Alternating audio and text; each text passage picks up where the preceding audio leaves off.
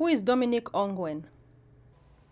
Dominic Ongwen is the alleged brigade commander of the Sinia Brigade of the Lord's Resistance Army, the LRA. On the 8th of July 2005, ICC judges issued an arrest warrant against Mr. Ongwen for 3 counts of crimes against humanity, murder, enslavement, inhumane acts of inflicting serious bodily injury and suffering, and 4 counts of war crimes, murder, cruel treatment of civilians, intentionally directing an attack against a civilian population, and pillaging, allegedly committed in 2004 within the context of the situation in Uganda. The judges considered that senior LRA commanders, including Dominic Ongwen, were alleged to be the key members of Control Alter, the section representing the core LRA leadership responsible for devising and implementing LRA strategy, including standing orders to attack and brutalize civilian populations. They considered the allegations that Mr. Ongwen, in his capacity as brigade commander of the Sinia Brigade of the LRA, ordered the commission of several crimes within the jurisdiction of the court.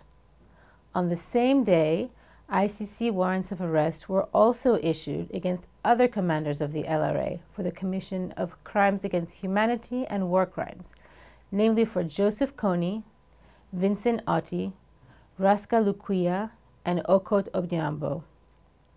On the 11th of July 2007, the proceedings against Raska Lukuya were terminated following his death. What is an initial appearance hearing?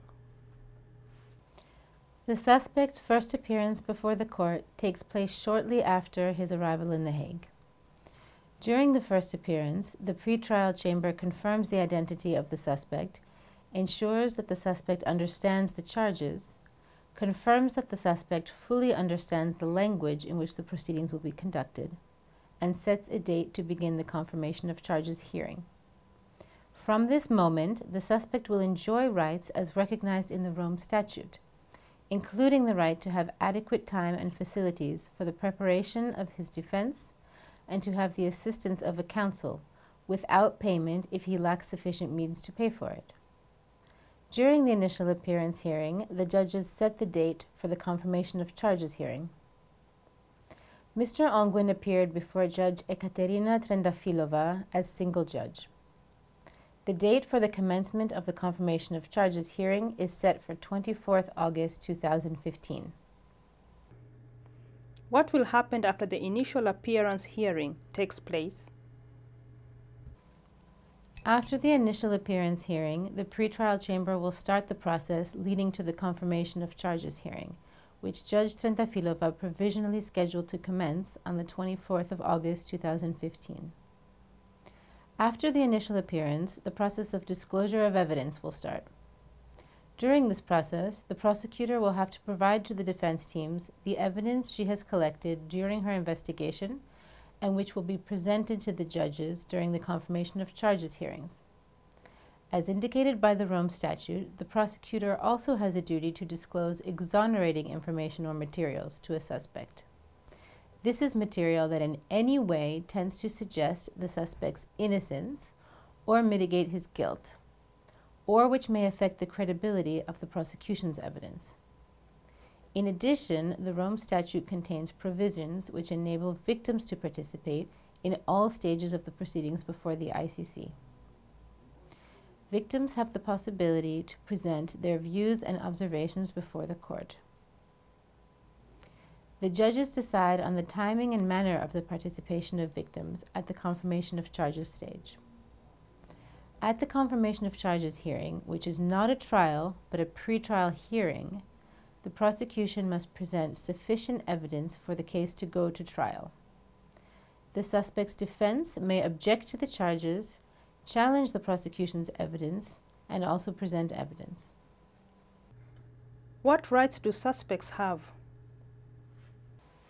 Suspects before the ICC are presumed innocent. Unless exempted by the judges, they are present in the courtroom during the trial, and they have a right to a public, fair, and impartial hearing of their case. To this end, a series of guarantees are set out in the court's legal documents, including, to mention a few, to be defended by the counsel of their choice, to present evidence and witnesses of their own, and to use a language which they fully understand and speak, to be informed in detail of the charges in this language, to have adequate time and facilities for the preparation of the defense, and to communicate freely and in confidence with counsel, to be tried without undue delay, not to be compelled to testify or to confess guilt, and to remain silent, without such silence being a consideration in the determination of guilt or innocence.